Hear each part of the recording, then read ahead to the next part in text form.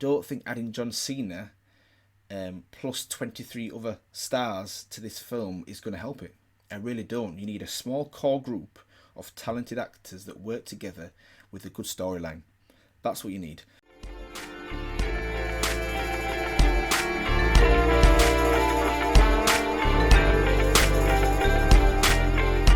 What's up, guys? Welcome to The Reel.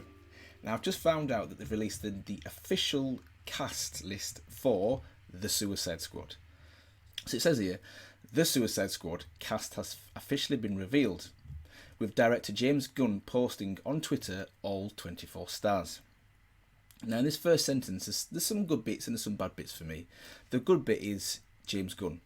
So he was the director of Guardians of the Galaxy, the first and the second one, which I really enjoyed. The first one, Guardians of the Galaxy, was fresh. It was different. It was actually funny, colourful, exciting. It was really good. It was a really, really good film. And the second one built on that. It wasn't quite as good as the first one, but it was still quite good. Now, what he was able to do in there that was so impressive was he was able to introduce the audience to characters that we'd never seen before, didn't really care about up to that point, and make them interesting. Make them engaging, make them interesting, and make the audience want to see more. I think that's a hard talent, or it's a skill, let's just say, to do that. And I can see why he would be ideal for this one, because we have an issue with Suicide Squad where we've got all these characters that people don't really know much about, almost like B or C class characters or heroes, or villains. And he was able to bring them to the forefront and make them interesting. So I think it's good that he's on board with that. But then the problem lies with the next part, where it says he's posted on Twitter all 24, yes, 24 stars. So this is the main, or one of the main issues with the original Suicide Squad. Now let me just say, in my opinion, Suicide Squad is the worst DC film to date. Closely followed by Batman vs Superman, but it is the worst one. It's terrible. And one of his main issues is too many characters. We've got this dilution of character development. We've got all these characters that no one really knows anything about, and we have to get introduced to them really, really quickly. We don't really know much about them. We're not allowed to build up any kind of feelings for any of them. And before you know it, it's the end act, and we're thinking, well, who was in that? Will Smith was in it, but who were these characters that we're supposed to care about? So that was one of the biggest issues. There was way too many characters. So my concern here is when he's officially released on Twitter, all 24 stars, there's too many. Unless it's a 6-hour long film, in my opinion, it's going to be too many to be able to get on board with. So that's my issue with the first sentence. So if I just carry on reading, it says, it continues to say, he confirmed that Maggie Robbie, Joel Kinnaman and Viola Davis will reprise their roles they played in the sequel to which was the 2016 DC movie Suicide Squad. So my thoughts on that is it's good. Viola Davis is an Oscar level actress. Maggie Robbie played a great role as Harley Quinn. When I first heard about it, I wasn't quite sure, but when I saw her on the screen in the first trailer, I thought, she's nailed it. She looks really good as Harley Quinn. So that's good. That's interesting. Now, it continues to say here that they've added a few more cast members. Now, the two interesting ones for me are Idris Elba and John Cena. Now, let's start off with Idris Elba. So, Idris is a great actor. On the small screen, the big screen, I think he's great.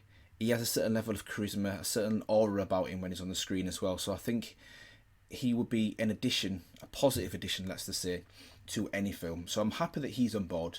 It'd be interesting to see what role they put him in. But for now, that's still undecided. All we know that he's going to star in the film. So I think that's a positive. Now on to the next one, John Cena. Now, for me, John Cena is,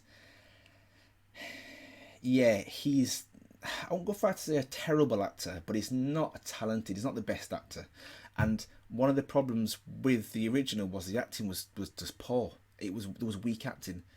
I don't think adding John Cena plus 23 other stars to this film is going to help it. I really don't. You need a small core group of talented actors that work together with a good storyline. That's what you need. John Cena on this is just excuse me, John Cena on that was just no. I don't think it's going to work, but I could be surprised. I could be pleasantly surprised. But for me, they've got one positive in Idris, but John Cena, no. We'll see. Now, as I carry on here, it says one previous cast member who won't be returning is Will Smith. Now, it had been previously reported that Idris Elba would be replacing Smith as Deadshot, but Variety broke the news in April that Deadshot will not be in the Suicide Squad, and Elba will instead be playing a new character. So this is quite interesting because you can see how all these rumours come out. Will Smith is not playing the role. Idris Elba comes in. Is he going to be a fit? Is he going to just be a swap over? This is good. This is good that they've not made that decision. It would have been easy to do that, but I think that would have been a mistake. I always think if you could continue on, these movies, it never really feels right. The flow doesn't feel right when you swap out actual actors but maintain the same character. So I think it's good that they've not done this, and also it gives them a little bit more free range to bring Deadshot back in at a later date if Will Smith does decide to come back. So that's interesting. Also worth noting, Will Smith isn't in this film, which is a bit of a shame because even though for me Will Smith's performance wasn't as good as his typical films, or how he typically is, should I say. I think he's a very solid 8, 9 out of 10 performer when he's on screen. I think this one he was a bit weaker in it, but saying all that, he was still significantly better than the majority of other people on screen.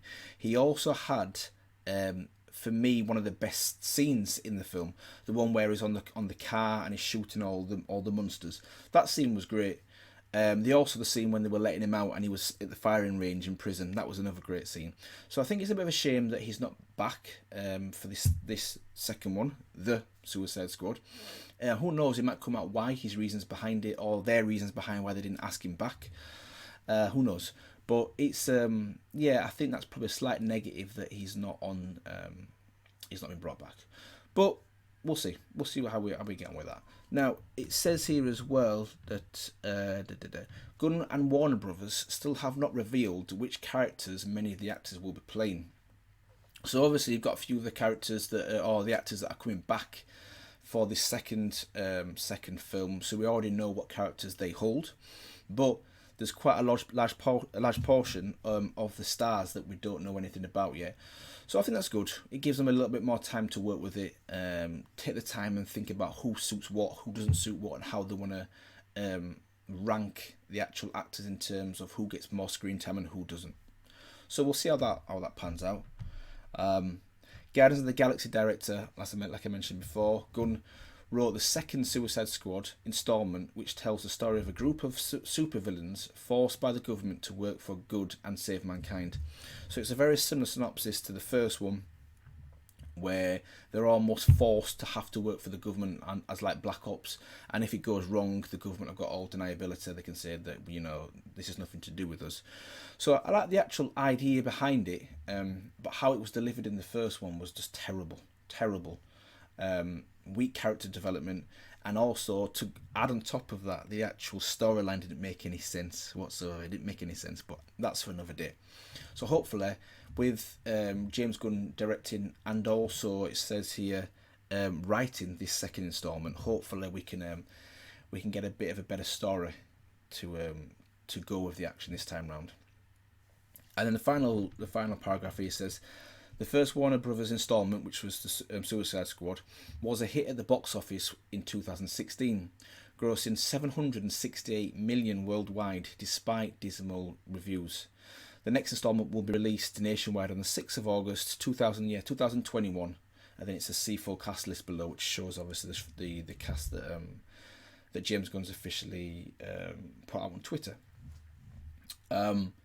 That figure is quite surprising, actually. 768 million. So this is the thing. I think the timing of the Suicide Squad wasn't ideal, but because it was like the third or fourth DC expanded universe movie to be released, and you had this run up of Marvel hype and excitement, I think the audience were willing to give it a chance. Let's just say. There's all this hype from Marvel. Marvel were doing the thing, and then we've had kind of like these general audience moviegoers. There's this crossover. This is overlap into DC. So I think people were excited to see what DC could do, and Suicide Squad was one of those movies. Unfortunately, it was terrible.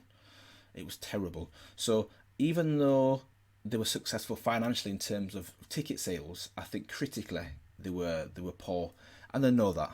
I think the actual change from, I think David Ayer, yeah, I think David Ayer, I think that's how you pronounce it.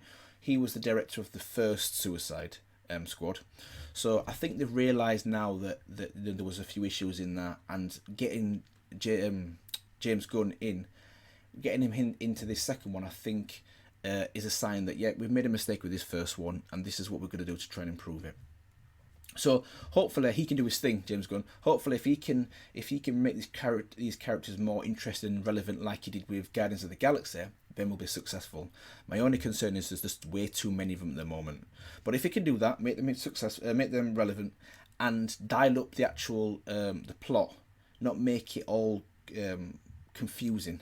If we've got a good storyline and we've got a good core group of actors with well developed character backgrounds, then I think it'll be good. But we'll see. We'll see how we get on. So yeah, I'm excited to see how things progress. Hopefully the teaser trailer will be coming out soon, and when it does come out, I will definitely be reviewing that. But that kind of wraps it up for me today, guys. And yeah, I'll see you in the next one.